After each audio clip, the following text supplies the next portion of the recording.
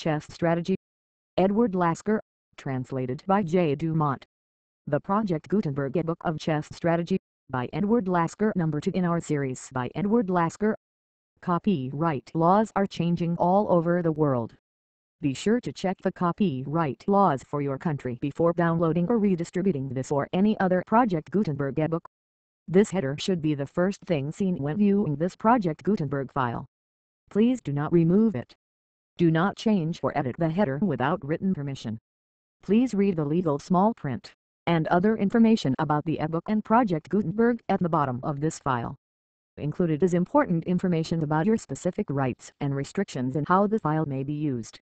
You can also find out about how to make a donation to Project Gutenberg and how to get involved. **** Welcome to the world of free plain vanilla electronic texts. ***** Books readable by both humans and by computers since 1971. These books were prepared by thousands of volunteers! Title: Chess Strategy. Author: Edward Lasker. Translated by J. Dumont. Release date: May 2004. Ebook number 5614. Yes, we are more than 1 year ahead of schedule. This file was first posted on July 22, 2002. Edition: 10. Language: English. Character set encoding: ASCII.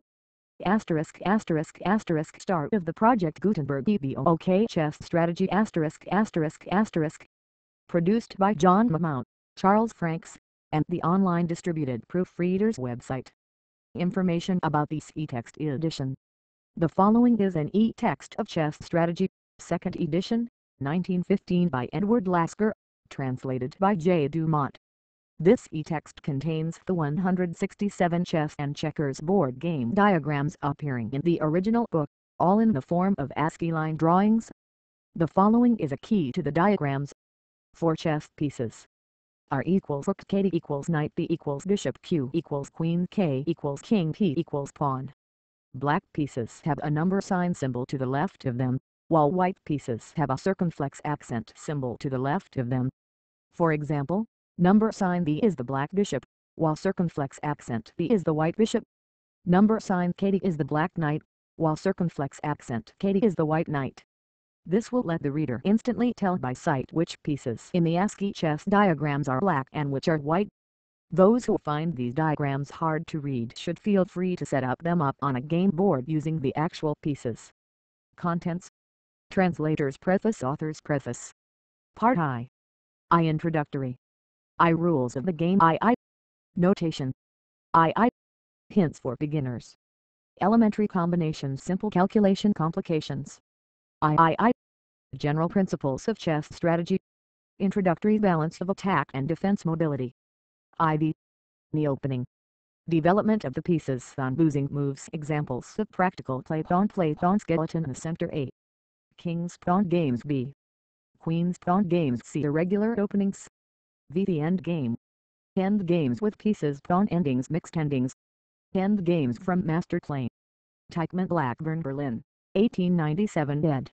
Lasker, Tottel Y. Hamburg, 1910. Blackburn, Schlechter, Vienna, 1898. Berdinovsky, Hastings, 1895. Steiner, for GX Scherksverwar, 1907. Arousa, Heinrichsen, Alone, 1898. The middle game.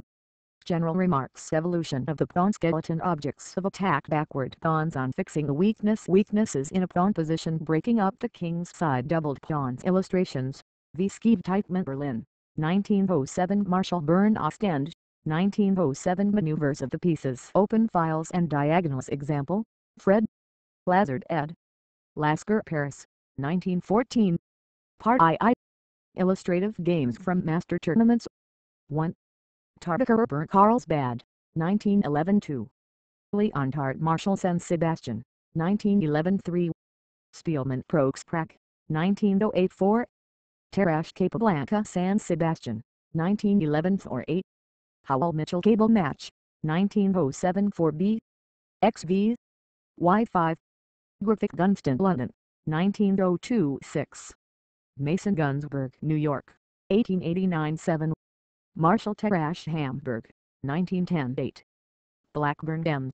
Lasker Petrograd, 1914-9. Selway Marshall Vienna, 1908. 10. Teichmann Amateurs Glasgow, 1902-11. Schlechter Dinorski Paris, 1912. Teichmann Rubenstein Carlsbad, 1911-13. Teichmann Schlechter Carlsbad, 1911-14. Spielmann Terrash San Sebastian, 1912-15. A. L. Jecken Niemzowitsch Petrograd, 1914-16. Yates Gunsberg Chester, 1914-17. Berlin Riga 1908-1909 17-8. Marek Zeeberger Vienna, 1908-18. M. Lasker Capablanca Petrograd, 1914-19. Ed. Lasker Dinorski Scheveningen, 1913-20. Ed. Lasker Armlund Scheveningen, 1913-21. Ed. Lasker A. L. Jecken Scheveningen, 1913-22. Fort GX Tartaker Petrograd, 1909-23. Yatsesser Anglo Dutch Match, 1914-24. Atkins Berry Cable Match, 1910-25. M. Lasker Terrash Unique, 1908-26. Capablanca Blanco Havana, 1913-27. Niemzowitsch Terrash San Sebastian, 1912-28. Gallop in Rubinstein Wilnut, 1912-29. Teichmann Spielmann Leipzig, 1914-30. Terrash Spielmann Mannheim, 1914-31. John Janorski Mannheim, 1914-32. Ed. Lasker Mises Scheveningen, 1913-33. Barash Mises Breslau, 10-12-34. M. Lasker Niemzowitsch Petrograd, 1914-35. Reedy Tartaker Vienna, 1910-36. Fort GXE. Cone Petrograd, 1909-37. Marshall Capablanca New York, 1909-38. Toddlewa Teichmann Carlsbad, 1911-38-8. Rubenstein Teichmann Vienna, 1908-39. Toddlewa Rubenstein Lodz, 1907-40. Rubenstein Capablanca San Sebastian, 1911-41. Niemzowitsch Terrash Petrograd, 1914-41-8. M. Lasker Bauer Amsterdam, 1889-42. Capablanca A. L. Jecken Petrograd, 1913-43. Capablanca Bernstein Petrograd, 1914-44. D. Used Schomersky Vidmer Carlsbad, 1911-45. Rubenstein Spielmann Piestian, 1912-46. Thomas ed. Lasker London, 1912-47. Tartaker A. Stilos Budapest, 1913-47a. Tartaker Spielmann Vienna, 1913-47b. XV. Y48. Blackburn Niemzowitsch Petrograd, 1914. Table of Openings. 8. King's Pawn Games B.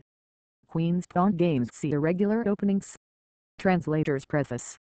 As the first edition of Edward Lasker's chess strategy was exhausted within a comparatively short time of its appearance, the author set himself the task of altering and improving the work to such an extent that it became to all intents and purposes a new book.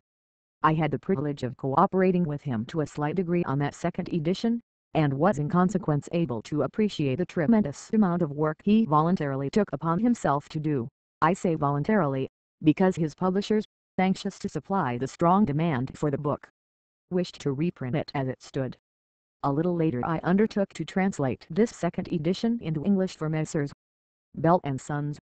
Only a few months had elapsed. The tournaments at Petrograd, Chester, and Mannheim had taken place.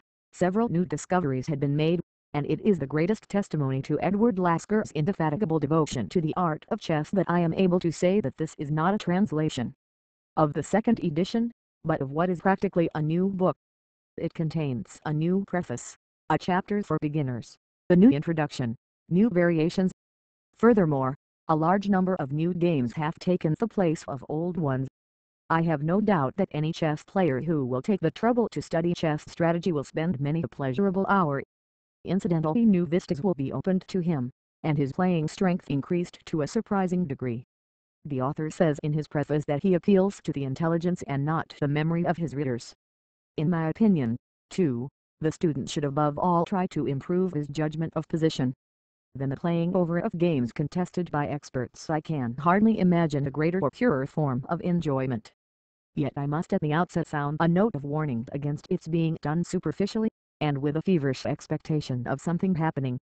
Every move or combination of moves should be carefully weighed, and the student should draw his own conclusions and compare them with what actually happens in the game under examination. This applies particularly to some of the critical positions set out in diagrams in the course of the exposition of the several games. The reader would derive the greatest possible benefit from a prolonged study of such positions before seeking to know how the games proceed. After having formed his own opinion about the merits of a particular position, he should compare the result with the sequel in the game in question, and thus find out where his judgment has been at fault. The deeper study of the theory of the openings is of course necessity to the student who wishes to become an expert, but the development of his judgment must precede it. To him Griffith and White's admirable book, Modem Chess Openings, will be a perfect mine of information. There are thousands of variations, and in most of them the actual game in which they were first tried by masters his name, thus adding to the interest and value of the work. I must not omit to mention the invaluable help afforded me by my friend Mr. John Hart, to whom my warmest thanks are due. Julius Dumont. Author's Preface. The large majority of chess players who would like to improve their game have not the necessary opportunity of pitting themselves against players of master strength, or at least of obtaining the desired instruction from personal intercourse with them. It is for such players that the present work is intended. The books on which the learner has to rely hardly ever serve his purpose, being mostly little more than a disjointed tabulation of numberless opening variations, which cannot be understood without preliminary studies, and consequently only make for confusion. In the end the connection between the various lines of play may become clear, after the student has made an exhaustive study of the subject, but very few would have either the time or the inclination for such prolonged labor. Therefore another shorter and less empirical way must be found in which to acquire the understanding of sound play. My system of teaching differs from the usual ones, in that it sets down at the outset definite elementary principles of chess strategy by which any move can be gauged at its true value, thus enabling the learner to form his own judgment as to the maneuvers under consideration. In my opinion it is absolutely essential to follow such strategical principles, and I go so far as to assert that such principles are in themselves sufficient for the development and conduct of a correct game of chess. Even though instruction in chess is possible on very general lines alone, yet I think it advisable and indeed necessary to explain the application of such principles to the various phases of each game of chess. Otherwise the learner might unduly delay his progress, and lose valuable time in finding out for himself certain essentials that could more profitably be pointed out to him. With regard to the way in which I have arranged my subject and the form of its exposition in detail, I have thought out the following plan. After discussing at length the leading principles underlying sound play, I have first treated of the openings, in which such principles are of even more deciding influence than in any other stage of the game, as far as could be done on broad lines without having to pay attention to middle and end game considerations. I proceeded as follows, by taking as my starting point the pawn skeleton which is formed in the opening, and round which the pieces should group themselves in logical fashion. As a consequence of the pawns having so little mobility, this pawn skeleton often preserves its shape right into the end game. By applying the general strategical principles to the formation of the pawn skeleton, the learner acquires the understanding of the leading idea underlying each opening without having to burden his memory. Not only that, he will also be able to find the correct plan of development when confronted with unusual forms of opening. The most important result of this system of teaching is that the learner does not lose his way in a maze of detail, but has in view at the very outset the goal which the many possible variations of the openings are intended to reach. Before I could proceed to the discussion of the middle game, I found it necessary to treat of the principles governing the end game. For in most cases play in the middle game is influenced by end game considerations. Here also it has been my endeavor as far as possible to reduce my subject to such principles as are generally applicable. Finally, as regards the middle game, to which the whole of Part II is devoted, I have again made the handling of pawns, the hardest of all problems of strategy, the starting point for my deliberations. I have shown at length how the various plans initiated by the various openings should be developed further. To ensure a thorough understanding of the middle game, I have given a large number of games taken from Master Plan, with numerous and extensive notes. Thus the student has not to rely only on examples taken haphazard from their context, but he will at the same time see how middle game positions, which give opportunities for special forms of attack, are evolved from the opening. It has been my desire to make the subject easily understandable and at the same time entertaining, and to appeal less to the memory of my readers than to their common sense and intelligence. I hope in that way not to have strayed too far from the ideal I had in mind when writing this book, namely, to apply to chess the only method of teaching which has proved productive in all branches of science and art, that is, the education of individual thought. If I have succeeded in this, I shall have the satisfaction of having contributed a little to the furthering, in the wide circles in which it is played, of the game which undoubtedly makes the strongest appeal to the intellect. Edward Lasker,